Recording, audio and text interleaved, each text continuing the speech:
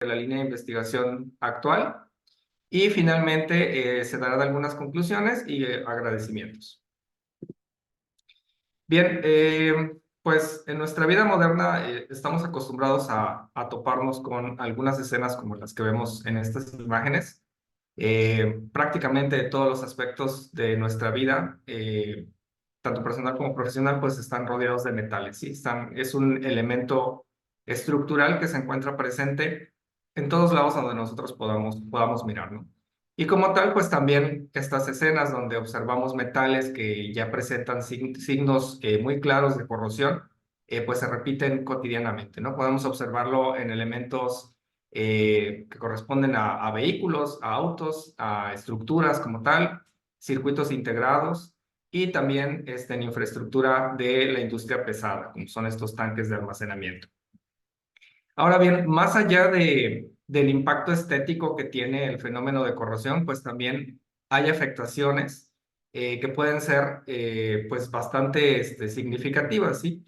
Por ejemplo, podemos hablar en el caso de edificios de daño estructural, como lo veíamos en la imagen de la diapositiva anterior, donde el proceso de corrosión de un elemento de refuerzo estructural, como lo son las varillas de acero en las estructuras de concreto, pues acaba produciendo pues un deterioro de la estructura y por lo tanto también compromete la integridad estructural de la misma.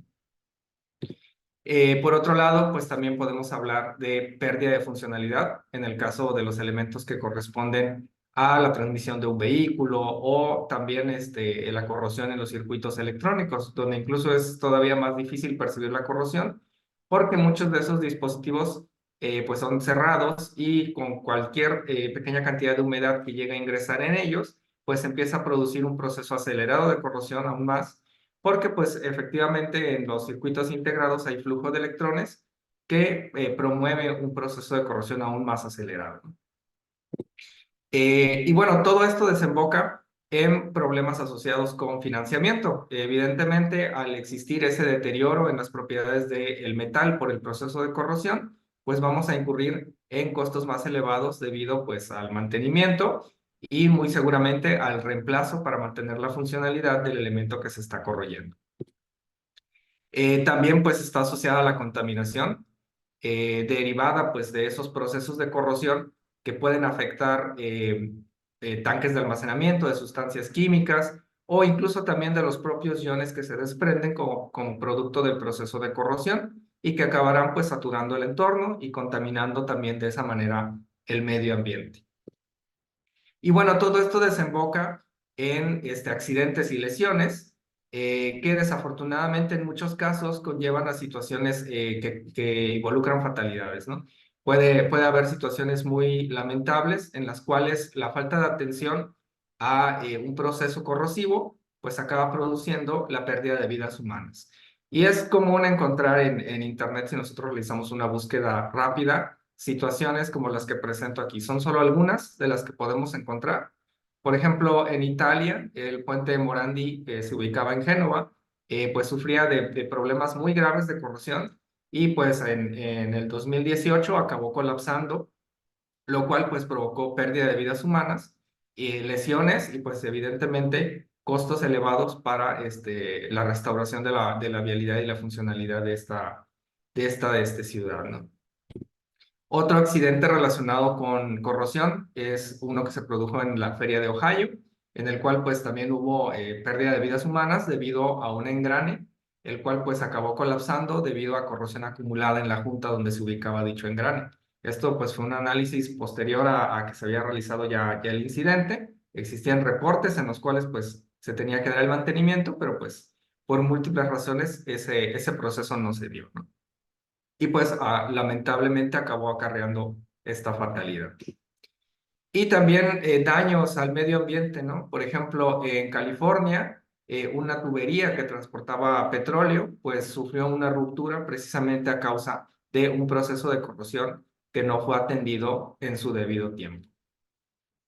Ahora, si nos enfocamos un poco en las cifras, en términos de gasto, pues podemos observar que, por ejemplo, economías como los Estados Unidos destinan aproximadamente un 2,7% de su Producto Interno Bruto para atender problemas relacionados con la corrosión en estos sectores principalmente, ¿no? Agricultura, industria y servicios.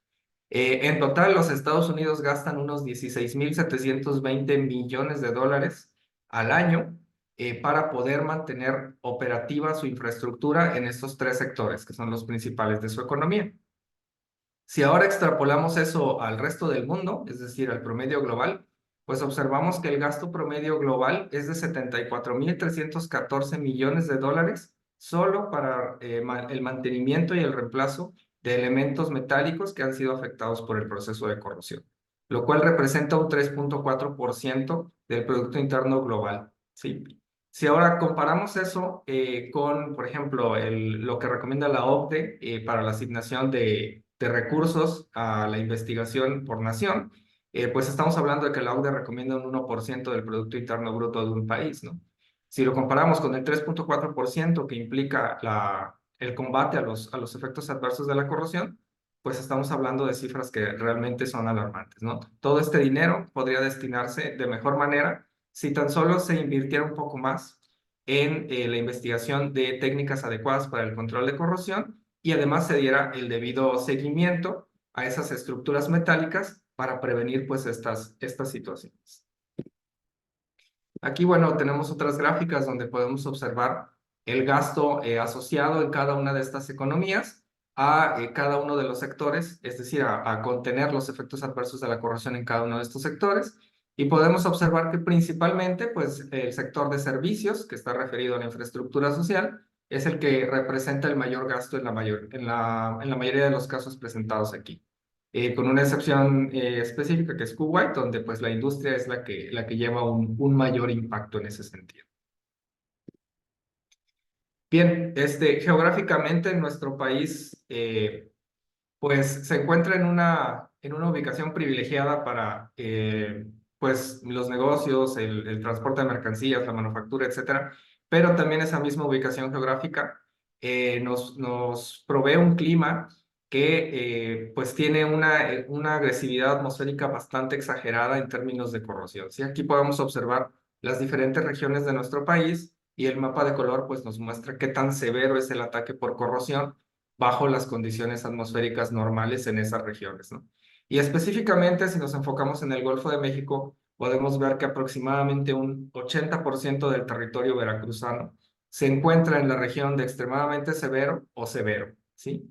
Y pues el resto del sureste tiene una situación similar, ¿no? Observamos que para todo el sureste, pues cuando menos vamos a estar en una región de severo. Y da la casualidad de que precisamente en esta región es a donde se ubica precisamente la mayor parte de la infraestructura de producción de energéticos nacionales.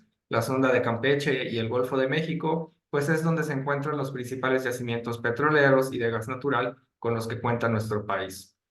Por lo tanto, atender el problema de corrosión en México, pues es una situación muy apremiante, pues para mejorar la economía nacional, para prevenir incidentes y para limitar los efectos adversos que esta provoca en el medio ambiente.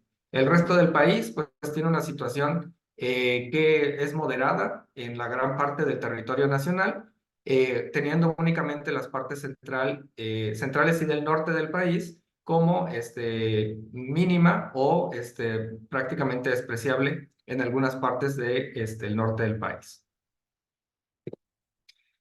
Bien, ahora que hemos dado un poco de contexto sobre dónde podemos observar la corrosión y cuál es su impacto negativo en la economía, eh, pues vamos a hablar también un poco de por qué ocurre la corrosión, ¿no? La mayoría de los metales con los que nosotros nos topamos en nuestra vida diaria no existen en la naturaleza en la forma en la que nosotros los encontramos día a día. Es decir, el acero pues no existe en la forma en la cual lo utilizamos, el hierro tampoco, el aluminio. En realidad existen como minerales en la naturaleza y esos minerales pues requieren de un proceso de purificación o refinación para poder llegar a el acabado final que nosotros necesitamos de ese metal.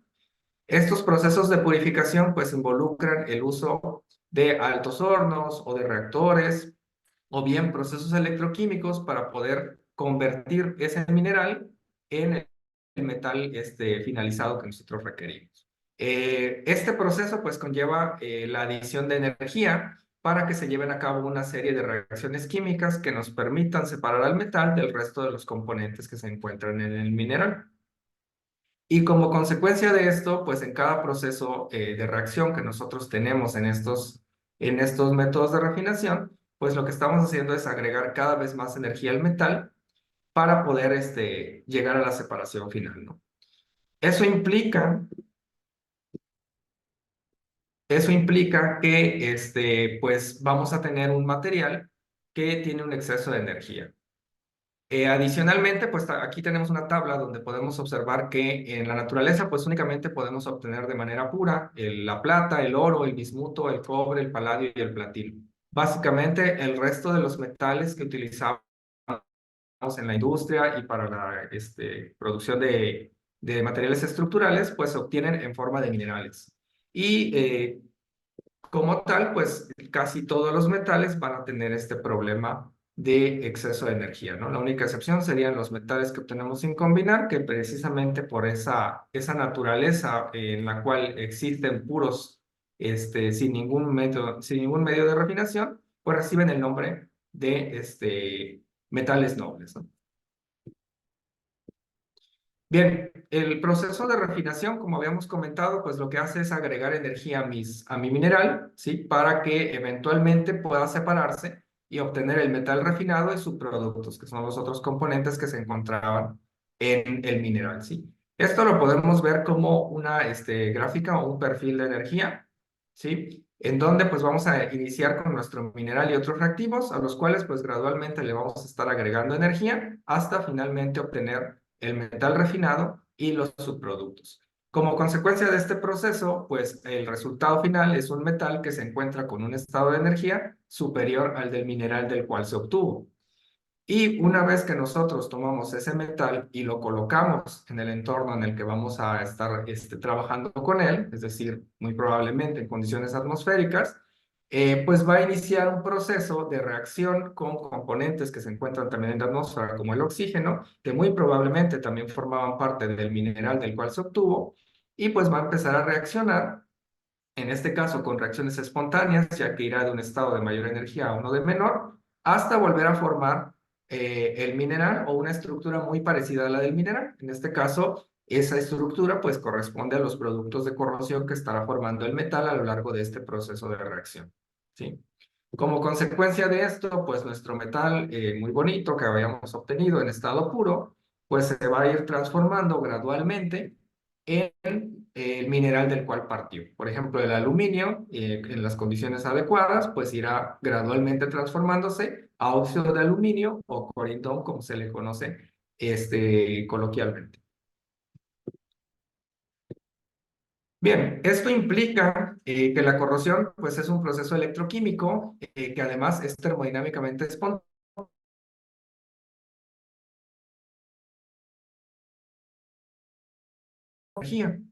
En esta figura lo que observamos es un diagrama del proceso de corrosión, donde se presentan los tres elementos principales o los tres elementos básicos para el establecimiento de una celda de corrosión, ¿sí? Observamos que se tiene pues nuestro metal, en el cual pues van a haber sitios anódicos y sitios catódicos, y necesitamos también un electrolito, que en este caso pues va a ser el agua, en el cual pues se van a llevar a cabo los procesos de oxidación y reducción. El proceso de oxidación se lleva en el sitio anódico, donde pues el hierro cede sus electrones, los cuales viajan a través de la matriz metálica hasta el sitio catódico, a donde pues se van a reducir para formar especies estables, como en este caso la reducción de oxígeno hacia agua, ¿no? Por otro lado, en el sitio anódico, el hierro que cedió esos dos electrones, pues se disuelve como un catión de hierro, que al estar en el entorno del electrolito, en este caso agua, pues reacciona con oxígeno para formar productos de corrosión u óxido, ¿no? Bien, en este proceso, pues evidentemente hay pérdida de masa en mi metal, ¿sí? Se está perdiendo hierro como tal y se está formando óxido, pero al hacerlo, pues evidentemente el óxido ya no tiene las mismas propiedades químicas y mecánicas que tenía el hierro. Y por lo tanto, pues de ahí viene ese problema cuando se utiliza como elemento estructural o cuando se utiliza como componente electrónico o funcional, ¿no? Pues hay una pérdida de masa, se compromete la integridad del material y cambian sus propiedades físico-químicas. Lo mismo ocurre con otros metales en otros medios. Por ejemplo, aquí tenemos una barra de zinc en un medio ácido, que igual pues inicia un proceso de corrosión en los sitios anódicos y catódicos del metal, que en el caso de un metal único, como tenemos aquí en estas imágenes, zinc y hierro, pues estos sitios anódicos y catódicos se producen en puntos donde el material ha sido sometido a estrés mecánico, a estrés térmico, a cualquier tipo de estímulo que pueda modificar la estructura del material como tal. Bien, ahora la pregunta que deberíamos plantearnos ya, visto todo lo anterior, es cómo podemos limitar estos efectos tan negativos que tiene la corrosión sobre las estructuras metálicas, ¿no? Realmente, como mencionaba hace un momento, la corrosión no se puede parar, es un proceso termodinámicamente espontáneo, favorable, y por lo tanto siempre va a suceder. Lo único que podemos hacer es buscar maneras de prevenir o de limitar en un momento determinado el proceso de corrosión. Sí es posible alcanzar velocidades de corrosión cero, eso lo vamos a ver un poquito más adelante en esta plática, pero es bajo condiciones muy específicas y realmente previamente se requiere de una oxidación previa que nos provea una capa que proteja muy bien al metal y que se mantenga íntegra, porque en el caso de que haya cualquier imperfección, pues vamos a tener nuevamente el proceso de corrosión, ¿no? Entonces, existen una serie de técnicas que nos ayudan a prevenir y proteger un material de ese fenómeno de corrosión.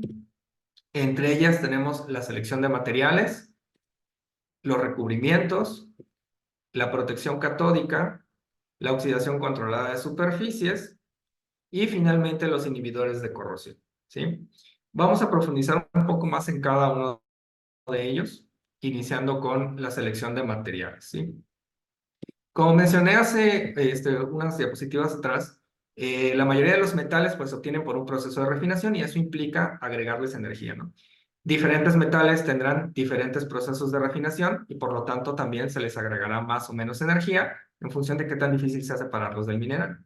Esto implica que no todos los metales acaban con el mismo potencial, con el mismo nivel de energía en exceso. Por ejemplo, si ponemos en contacto un pedazo de zinc con un pedazo de hierro en la misma solución, con sus iones también en solución, y los conectamos por un circuito eléctrico externo, pues lo que vamos a observar es que el zinc se corroe, mientras que el hierro pues comienza a depositarse sobre la barra de hierro que ya teníamos, ¿no? Esto ocurre porque pues el zinc está cediendo electrones a través del circuito eléctrico externo, los cuales llegan hasta el hierro y provocan la reducción de hierro en la superficie de la barra que teníamos inicialmente. Y la razón por la que esto sucede así es porque el zinc se encuentra ubicado más abajo en la serie galvánica de potenciales o serie galvánica de metales. Esta serie lo que hace es clasificar a los metales de acuerdo a su potencial y mientras más abajo se encuentre en esta serie, pues se vuelve cada vez más activo, lo cual quiere decir que se corroe con mayor facilidad. Mientras más arriba se encuentra, pues es más inerte y por lo tanto, pues menor tendencia a corroerse, ¿no? De hecho, pues si se encuentra en contacto con un metal que esté más abajo de él, pues lo que va a hacer es corroer preferencialmente al otro metal y electrodepositarse el mismo, ¿no? En este caso podemos observar que el hierro se encuentra ubicado aquí, mientras que el zinc se encuentra un poco más abajo. Por lo tanto, pues en esta situación se va a correr preferencialmente el zinc. El método de protección en este caso consiste pues básicamente en enfocarnos en que el diseño no involucre el contacto directo de dos metales que puedan establecer este tipo de par galvánico, porque en ese caso pues el que es más activo pues se va a corroer preferencialmente y pues ahí es donde empezaría el problema, ¿no? Por otro lado tenemos los recubrimientos que son básicamente compuestos orgánicos que se aplican en forma de pinturas, principalmente de tipo epóxicas. Y bueno, al aplicarlas, pues proveen una barrera física que limita el contacto del electrolito con el metal que estamos buscando proteger, ¿sí? En este caso, la imagen presenta un recubrimiento que adicionalmente tiene unos nanocontenedores que en su interior pues portan un inhibidor de corrosión. En este caso, la idea es prevenir una de las principales desventajas de los inhibidores perdón, de los recubrimientos, que es el hecho de que al existir una pequeña brecha en ellos, pues vamos a tener un problema de corrosión en esa región, ¿no? Aquí los nanocontenedores, al generarse la ruptura en mi recubrimiento, pues liberan los inhibidores de corrosión y sellan esa pequeña abertura, protegiendo nuevamente al metal. La mayoría de los recubrimientos únicamente proveen la cobertura física. Bien, algunas ventajas de este método son el hecho de que pues se aplican como pinturas, por lo tanto su aplicación es relativamente sencilla. Proveen una alta resistencia a la abrasión, tienen adhesión y coherencia. Y en cuanto a sus desventajas, están los costos asociados, que llegan a ser significativamente altos, sobre todo para el caso de recubrimientos que tienen estructuras más complejas, como el que presentamos en esta diapositiva. El entorno de aplicación tiene que ser muy controlado, por lo que normalmente la pieza que se piensa proteger tiene que retirarse del servicio para poder aplicarse. Y también la regulación medioambiental. Muchos de estos recubrimientos, cuando son descartados y ya llegó al límite de su vida útil y se tiene que reemplazar por uno nuevo, pues pueden llegar a ser bastante peligrosos si no se desechan adecuadamente. Bien, por otro lado tenemos la protección catódica. En este caso, pues se trata de forzar el comportamiento catódico en el metal que nosotros buscamos proteger. Por ejemplo, aquí en este diagrama tenemos una tubería, la cual pues se conecta a una fuente de poder externa, se le imprime una corriente y se conecta a una cama de ánodos. En este caso, la corriente que estamos aplicando nosotros al metal, pues va a forzar el comportamiento catódico en mi tubería y el comportamiento anódico en la cama de ánodos, de tal manera que los ánodos se corroen preferencialmente y protegen a mi tubería, ¿sí? También existe la protección catódica utilizando únicamente el ánodo de sacrificio, que es como se conoce a este material, perdón, sin utilizar la fuente de poder, ¿sí? Ahí únicamente nos basamos en la serie galvánica metálica para escoger el par de metales que necesitamos utilizar. Ventajas de este método, pues son que no se requiere mantenimiento constante, tiene bajos costos de operación, es fácilmente escalable y es un sistema sencillo al usar ánodos de sacrificio, es decir, cuando no usamos la fuente de poder. Desventajas, no es aplicable en todos los entornos porque se requiere de una buena conductividad en el suelo. La logística de instalación es complicada en sistemas muy grandes, es decir, la solución para el escalado pues es sencilla, únicamente necesitamos agregar más ánodos, pero el problema cuando hablamos de un sistema muy grande es la logística asociada con el proceso de instalación de esos ánodos. Y finalmente, pues está el hecho de que en algunos casos se va a requerir una fuente de poder para sistemas de corriente impresa como el que tenemos en pantalla, lo cual pues incrementa los costos y complica aún más la logística de instalación. Por otro lado, también tenemos la oxidación controlada de superficies. En este caso, eventualmente un estado de equilibrio con su entorno, el cual les provee un cierto grado de protección, ¿no? Existen ciertas condiciones físico-químicas que hacen que un metal pues entre en esas regiones de protección que conocemos como pasivación. Estas condiciones tanto de pH como de potencial se representan en estas gráficas que reciben el nombre de diagramas de Purvé. En este caso específicamente estamos hablando del hierro.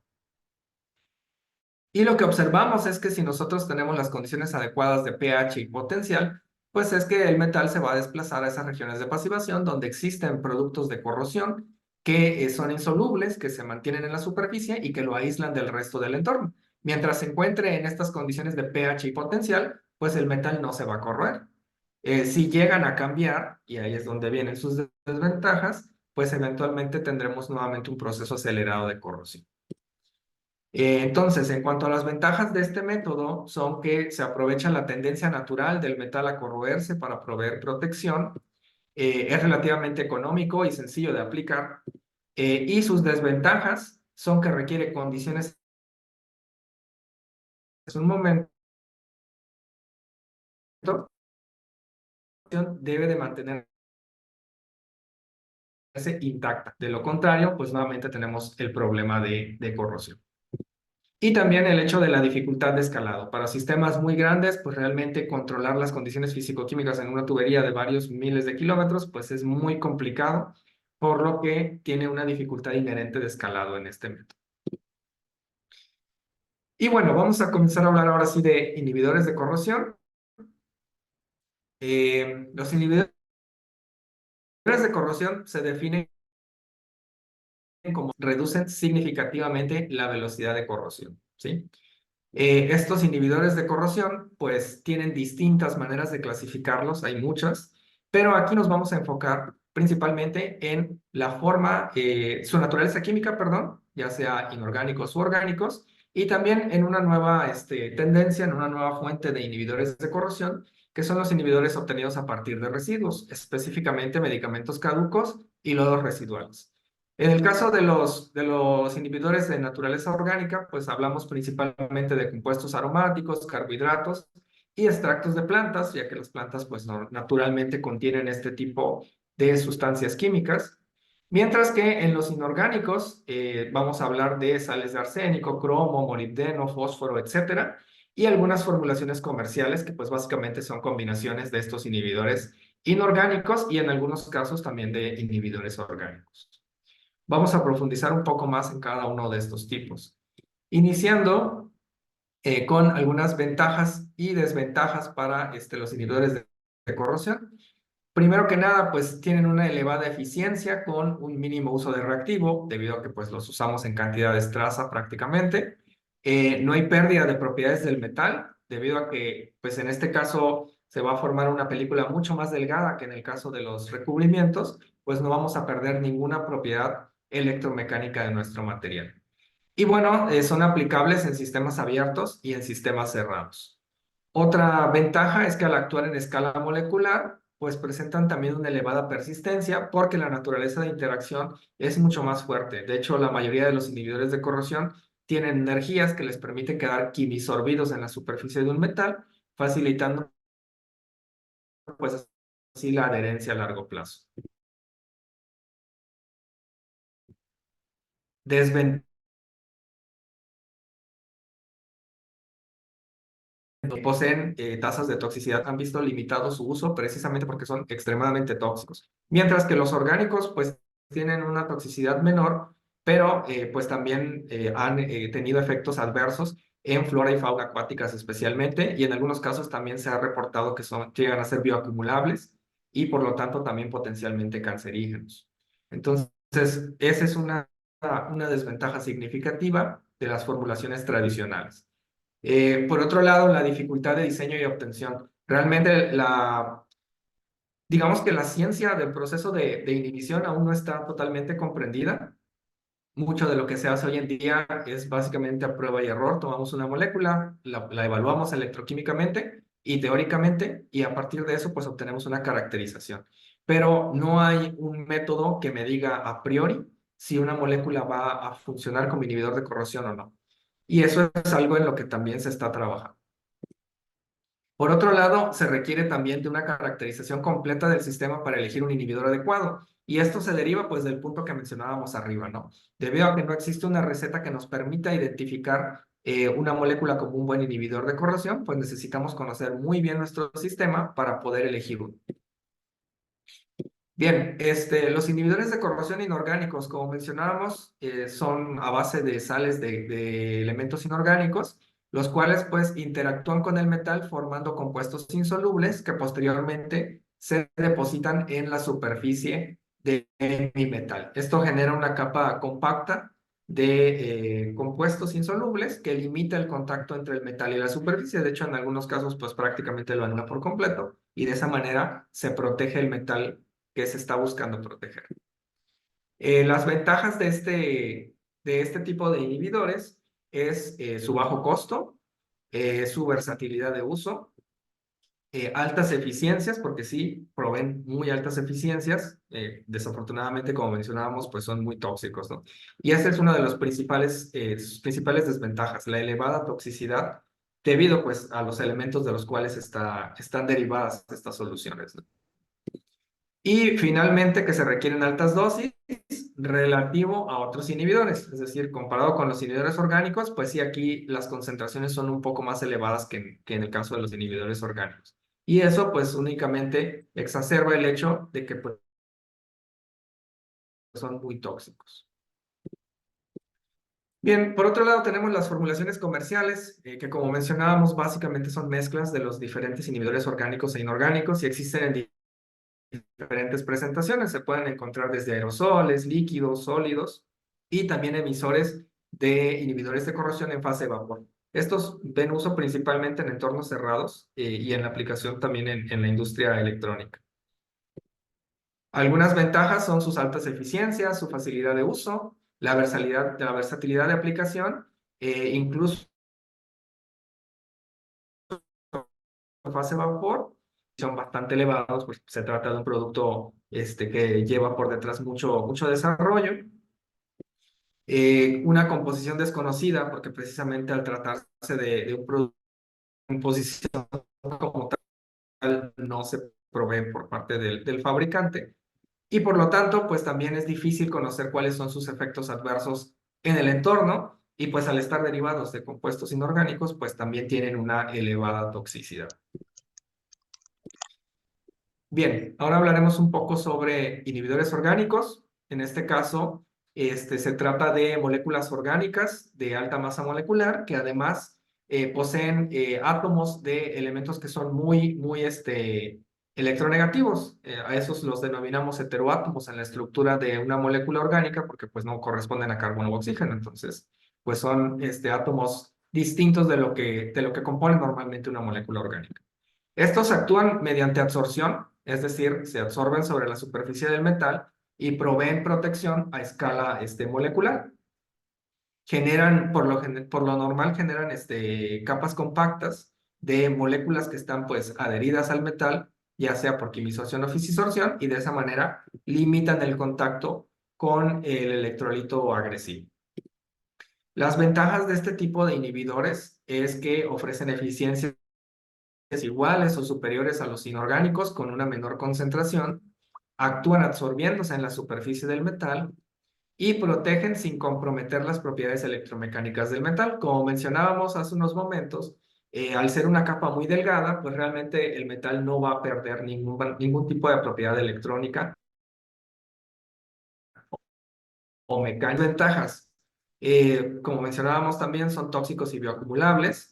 Algunos compuestos tienen intervalos térmicos de operación restringidos, precisamente por tratarse de moléculas orgánicas, las cuales, pues, a temperaturas superiores a los 70-80 grados empiezan a tener transiciones en su estructura de tipo tautoméricas o de cambio de enlace en ciertos grupos funcionales y por lo tanto pues también cambian las propiedades de la molécula y pues podría perderse incluso la característica que le hacía una buena molécula para inhibir la corrosión en ese metal determinado. Y finalmente la obtención, la identificación y síntesis pues también es complicada. De hecho, al tratarse de moléculas orgánicas es aún más complicado porque la química orgánica pues digamos que tiene una complejidad un poco más elevada que la inorgánica y entonces predecir las propiedades de una molécula tan compleja como por ejemplo la de loratadina que tenemos aquí, pues puede llegar a ser bastante complicado, sobre todo en un sistema que contiene muchísimas moléculas de loratadina interactuando con muchas moléculas, perdón, con muchos iones en solución y además absorbiéndose en un metal. Bien, por otro lado tenemos los extractos de plantas. En este caso, pues la idea es básicamente aprovechar las moléculas orgánicas que ya de por sí se encuentran naturalmente en las hojas de muchas plantas, semillas, también frutas. Y pues básicamente consiste en realizar un extracto de las hojas o las semillas y evaluarlo como inhibidor de corrosión. Algunas ventajas de esta solución, pues es que son considerablemente menos tóxicos que otras alternativas, su bajo costo de adquisición, porque en muchos casos las plantas que se han evaluado como inhibidores de corrosión, pues realmente son consideradas incluso plagas, ¿no? Entonces, no adquisición y se puede experimentar libremente. De hecho, aquí en el instituto se ha evaluado también, por ejemplo, el crucetillo como un potencial inhibidor de corrosión y su extracto demostró tener propiedades como inhibidor de corrosión en acero dulce en unas condiciones ácidas, ¿no? Entonces, hay muchas plantas que potencialmente pueden proveer ese efecto inhibidor. La obtención es relativamente simple. La mayoría de ellas es un proceso de extracción relativamente sencillo. En otros casos se requiere metodologías como lixiviación ácida, por ejemplo, pero en la mayoría de los casos, pues es relativamente sencilla la obtención de estos extractos. Desventajas. Tienen eficiencias moderadamente inferiores a otras alternativas y su composición es compleja y dificulta la caracterización. Es decir, nosotros hacemos el extracto de la planta, pero en la planta no vamos a tener únicamente una sustancia. Tenemos muchísimas sustancias químicas que están interactuando con el metal y por lo tanto, identificar específicamente cuál es la que está proveyendo ese efecto inhibidor, pues es bastante complicado. Además, pueden existir interacciones de competencia entre las moléculas, porque si dos moléculas buscan absorberse en un sitio específico del metal, pues entonces ahí vamos a tener una situación en la que probablemente ninguna de las dos lo acabe haciendo. Y vamos a tener pues un hueco en nuestra capa protectora, ¿no? Entonces, estas son algunas de las desventajas que se tienen con el uso de extractos de plantas. Y bien, buscando resolver algunas de esas desventajas planteadas en los otros métodos, pues actualmente se está enfocando la investigación en inhibidores de corrosión al uso de materiales de desechos, ¿no? Los dos principales que se están estudiando en la actualidad son los medicamentos caducados, ¿sí? Como potenciales inhibidores de corrosión, y los lodos, ¿no? En este caso, pues vamos a profundizar un poco más en los medicamentos caducos y posteriormente hablaremos también de los lodos residuales. Los medicamentos caducados son ideales como inhibidores de corrosión porque en su mayoría están compuestos precisamente por moléculas orgánicas.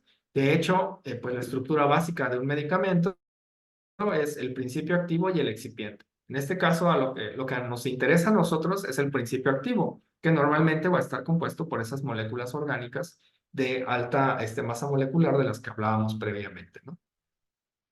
Y en sí, el proceso de extracción de un del principio activo de un medicamento, pues es bastante sencillo. Por ejemplo, en el caso de loratadina o de cualquier venda en presentación de tabletas o de cápsulas, pues simplemente consiste en el caso de las cápsulas en triturarlas y en el caso de las cápsulas, pues extraer el polvo que contienen, ¿no? Posteriormente se diluyen bajo agitación constante en metanol, luego se filtran y la solución que es rica en el principio activo del medicamento que se está extrayendo, pues se elimina el exceso de ese metanol por evaporación, hace que se esté trabajando. Y finalmente, pues con el remanente sólido que se obtiene de este proceso de evaporación, pues se prepara una solución stock del medicamento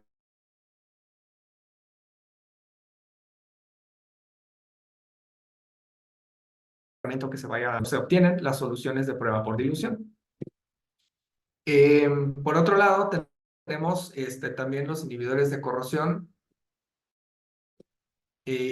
a partir de medicamentos caducos y sus características importantes, ¿no? Son compuestos orgánicos cíclicos que tienen presencia de heteroátomos, son relativamente seguros en humanos. Esta parte es importante porque, como mencionábamos, en el caso de las formulaciones inorgánicas y orgánicas, los inhibidores de corrosión de esos tipos pues, son bastante tóxicos. Con los medicamentos pues ya no tenemos ese problema porque antes de salir al mercado pues pasan por muchas pruebas de toxicidad y de efectos secundarios que nos garantizan que al menos en el caso de los seres humanos pues son bastante seguros, ¿no?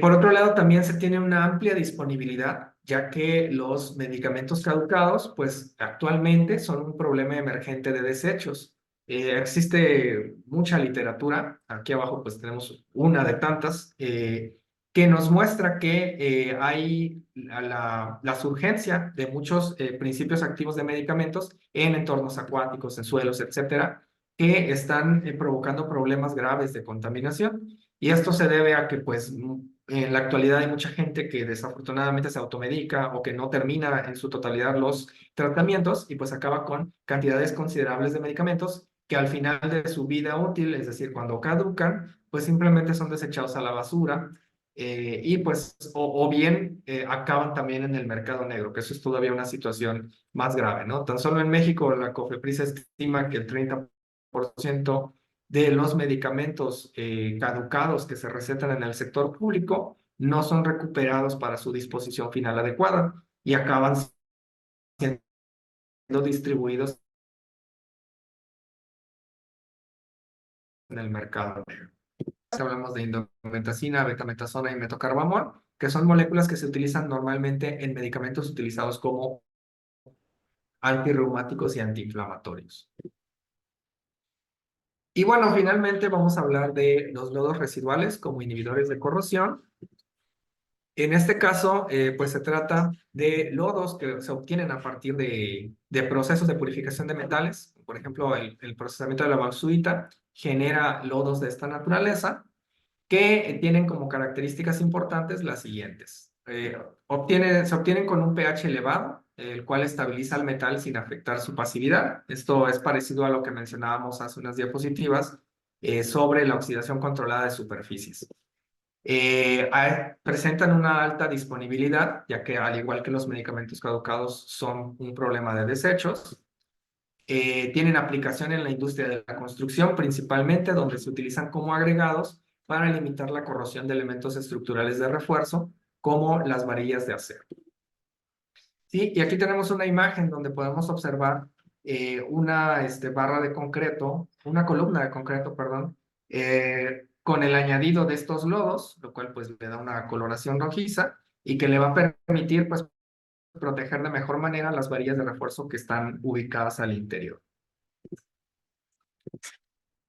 Bien, la importancia de los inhibidores de corrosión.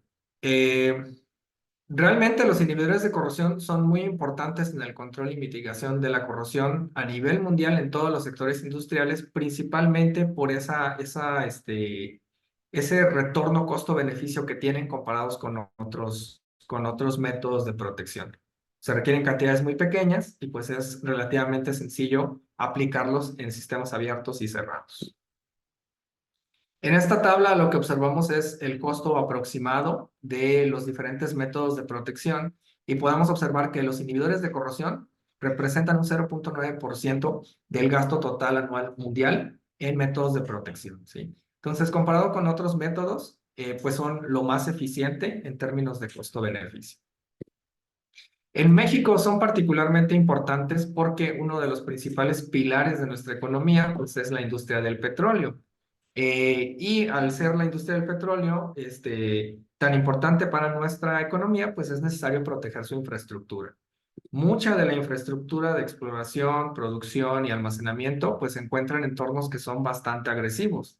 Por ejemplo, aquí en la imagen observamos una plataforma de extracción que se encuentra ubicada en la sonda de Campeche, pues donde está expuesta a un sinnúmero de factores agresivos como son los aerosoles marinos, la inmersión directa de la infraestructura de extracción, etc.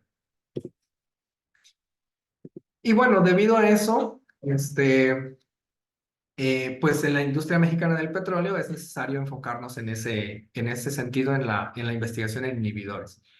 Y otro aspecto importante a considerar es que debido a las excelentes propiedades mecánicas y bajos costos de adquisición, la mayor parte de la infraestructura petrolera en México se fabrica con aceros al carbono. Estos aceros, si bien tienen muy buenas propiedades, pues también son muy susceptibles a la corrosión en ácido clorhídrico, el cual se utiliza muchas veces en la acidificación de pozos y en la limpieza de tuberías y tanques de almacenamiento, lo cual pues conlleva a un proceso acelerado de corrosión que acaba pues dañando significativamente la infraestructura de nuestra industria. Entonces, esto implica también costos significativos en mantenimiento y reemplazo, y a su vez interrupciones en producción, lo cual pues es algo que no queremos. Eso ya sin mencionar los riesgos de seguridad que implica el utilizar infraestructura que está comprometida de esta manera. Y bueno, debido a eso, pues Pemex Refinación se enfoca mucho en la obtención de nuevas formulaciones de inhibidores de corrosión. Aquí observamos una nota donde el Instituto Mexicano del Petróleo ha sido beneficiado con un nuevo inhibidor de corrosión para oleoductos, el cual pues ya está patentado y en servicio en nuestra industria petrolera. Y bueno, aquí tenemos una tabla donde se muestran las diferentes normas aplicables al diseño y selección de inhibidores, las cuales van desde la protección interior de ductos hasta la medición ultrasónica para hidrocarburos en fase líquida, lo cual pues nos da una idea de la adherencia de ese inhibidor y otras propiedades que son importantes para este tipo de metodologías de protección. Y bueno, todas estas normas sirven como un marco de referencia para el desarrollo de nuevos inhibidores en Pemex, el cual pues está constantemente en búsqueda de nuevas formulaciones que provean mejor protección para la infraestructura que opera en todo el país. Y bueno, a continuación vamos a hablar un poco de mi línea de investigación actual. En este caso, pues está centrada en el uso de medicamentos caducos como inhibidores de corrosión, aplicando técnicas electroquímicas. Específicamente aplicamos dos tipos de técnicas, las de corriente directa, como son curvas de polarización, y corriente alterna, como espectroscopía de impedancia electroquímica. La principal diferencia entre las técnicas de corriente directa y corriente alterna, pues es la forma en la que suministramos potencial o corriente. En el caso de corriente continua, pues se suministra un valor constante, mientras que en el caso de corriente alterna, lo hacemos con un patrón oscilatorio en el tiempo. Es decir, hay un cambio en el sentido de corriente que estamos aplicando cuando trabajamos con corriente alterna en el tiempo. El arreglo experimental con el cual trabajamos es bastante sencillo. En este caso trabajamos con un arreglo de 3 electrodos en nuestra celda electroquímica. El primer electrodo, o el más importante, es el electrodo de trabajo. En mi caso específicamente acero X65, que es el acero con el que se fabrican principalmente tuberías de transporte y de tanques de almacenamiento. El electrodo de referencia es un electrodo de plata cloruro de plata y el contraelectrodo es un electrodo de grafito. El electrolito normalmente es ácido clorhídrico o cloruro de sodio al 3.5%.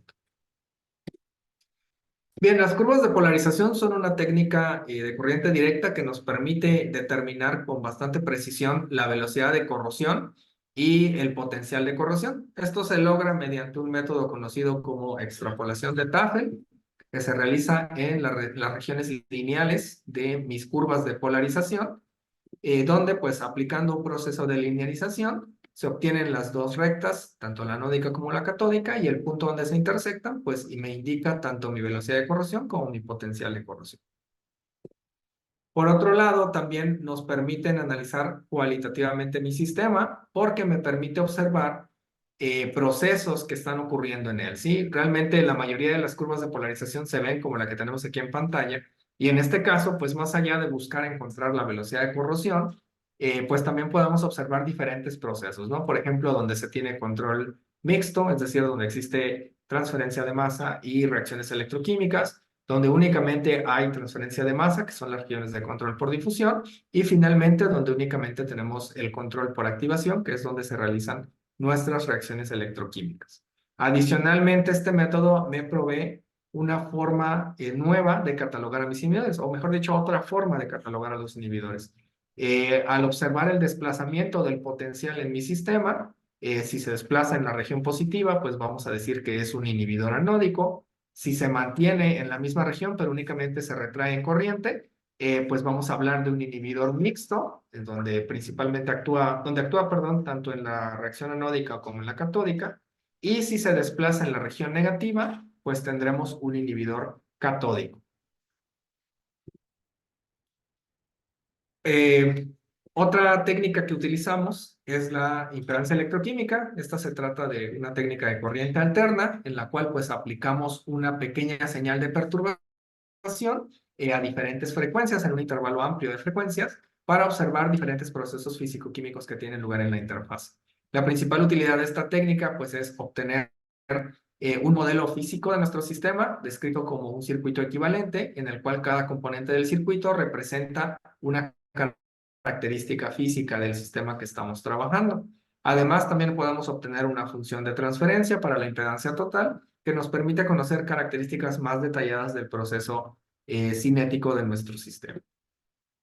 Las características de impedancia es que pues, es una técnica no destructiva de corriente alterna, permite caracterizar procesos físico-químicos rápidos y lentos en un dominio amplio de frecuencias, y también nos provee un modelo físico del sistema electroquímico que estamos estudiando. Por otro lado, también tenemos la evaluación teórica. En este caso, pues se trata de estudios, ya sea por principios de química cuántica o de dinámica molecular, los cuales pues nos permiten obtener una descripción más detallada de los niveles de energía de la molécula, la forma en la que interactúa y los diferentes modos de absorción que puede tener la molécula con la estructura del metal que estamos trabajando.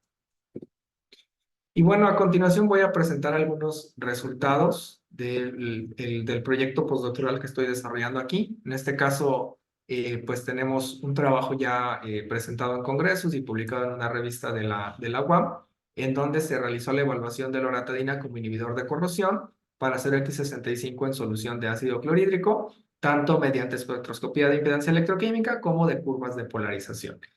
En impedancia electroquímica, lo que nosotros observamos aquí abajo, pues es un diagrama de Nyquist, donde pues al ir aumentando la concentración de nuestro inhibidor, pues aumenta el diámetro del semicírculo, y eso me indica que mi inhibidor pues está incrementando la resistencia a la transferencia de carga en mi superficie del metal. Una vez realizados estos experimentos, nosotros podemos determinar también la eficiencia del inhibidor, y lo que se encontró fue que para el caso de la loratadina, pues alcanzaban eficiencias de alrededor de 85% a 100 partes por millón para el sistema que estábamos estudiando. A su vez, se realizan también análisis termodinámicos para determinar el tipo de absorción y microscopía electrónica de barrido para observar la superficie antes y después del tratamiento. En este caso, pues lo que observamos es que la superficie metálica sin el tratamiento con loratadina, pues sí presenta síntomas de ataque por corrosión con picaduras presentes en varias regiones. Mientras que en el caso de la muestra tratada con inhibidor, pues se observa un recubrimiento blancuzco en la superficie que limita considerablemente el ataque por corrosión. Y finalmente, la evaluación teórica pues nos confirmó los resultados obtenidos por el análisis termodinámico, encontrándose que pues la loratadina se quimisorbe y fisisorbe a través de un mecanismo mixto, y también los modos de absorción de la molécula con un clúster metálico de tipo Fe6. Otro trabajo que también se presentó fue el estudio de la dicloxacilina como inhibidor de corrosión para el mismo tipo de acero en el mismo medio. Este se presentó como póster en el Congreso de la Sociedad Mexicana de Electroquímica, y también se encontró que la dicloxacilina tiene un efecto inhibidor para el acero X65, que es el acero que principalmente se utiliza en la industria petroquímica.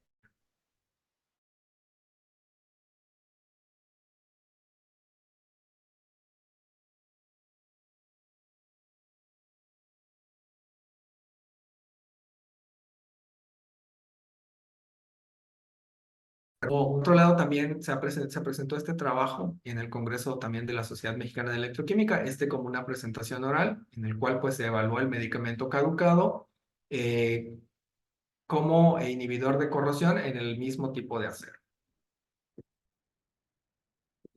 Y bueno, trabajos a futuro, voy a avanzar un poco más rápido porque creo que ya estamos sobre la hora.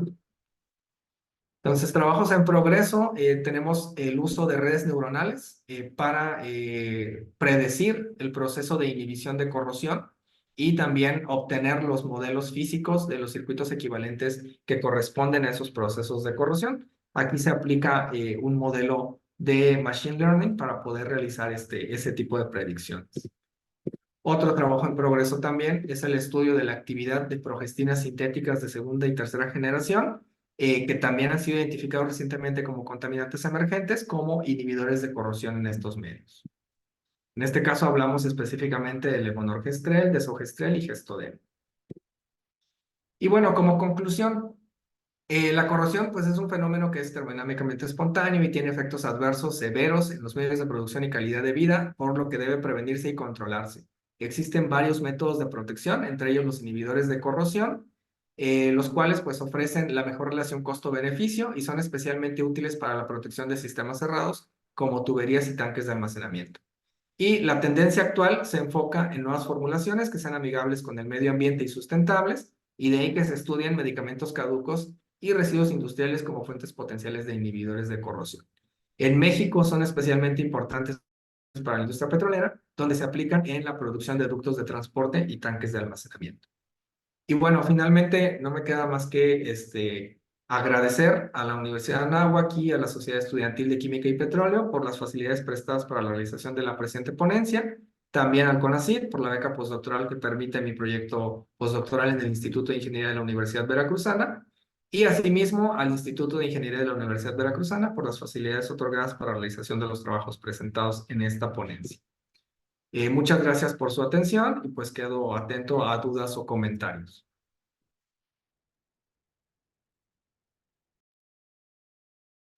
Muchas gracias, doctor. Sin duda una conferencia muy interesante. Antes de proceder a la sección de preguntas y Muchas respuestas, gracias. queremos solicitar a los compañeros si pueden encender sus cámaras para tomar una foto evidencial.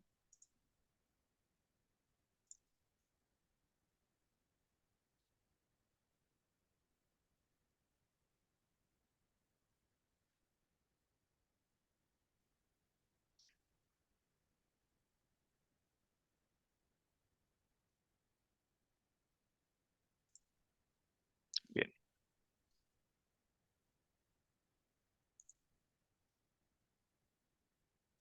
bien, muchas gracias. Podemos proceder a la parte de preguntas y respuestas. Si alguien tiene alguna pregunta, con confianza puede preguntar. Yo tengo una pregunta. Adelante, por favor. Hablaba de lo que eran los inhibidores de la corrosión como orgánicos. Entre ellos nos podemos encontrar los que son de tipo fenólicos porque son los a nivel teórico, ¿no? Sí. Y para la extracción de estos compuestos, ¿como qué derivados se podría hacer debido a que varios de ellos tienen la complejidad de que, pues, por lo que veo, utilizaba la lactadina, la cual es un antiinflamatorio de los polifenólicos derivados del ácido ciclínico, como lo son los clavionicos, son también antiinflamatorios. ¿De qué Ajá. forma se pueden aplicar a estos modelos para utilizar? Bueno, perdón, no escuché el último. ¿Qué formas se aplican para poder utilizarse dentro de esta industria? Sí, bueno, en este caso, pues cualquier sustancia orgánica tiene que ser caracterizada electroquímicamente para determinar primero si existe algún efecto inhibidor y segundo, en qué medida está protegiendo al metal de esa forma, ¿no? Realmente, en el caso de las moléculas orgánicas, pues va a depender mucho de los elementos electronegativos que contenga y también de los grupos funcionales que presente la molécula. Como mencionaba durante la plática, realmente no existe un método general que nos permita determinar si una molécula va a ser un inhibidor efectivo o no. La única forma de saberlo pues, es realizando la experimentación, realizando la caracterización físico-química y electroquímica y en su momento también el estudio complementario teórico que normalmente pues, realizamos con DFT y mecánica molecular. ¿Pudiste, Silvia? Ok, muchísimas gracias. Sí, es lo que habíamos por de que pues, varios de los compuestos que son antioxidantes, antiinflamatorios también tienen estas pues, características que ayudan contra la oxidación específicamente de varios metales. ¿Alguna otra pregunta?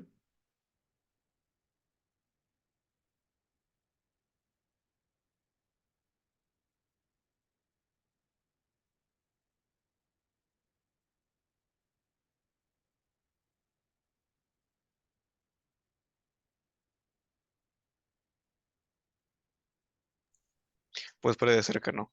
De parte de la Ok. comunidad estudiantil y de las ciudades de alumnos, le agradecemos su exposición, que sin duda, bueno, ha sido de sumo interés para los compañeros y le deseamos nuestros mejores deseos en sus futuras investigaciones. Muchas gracias.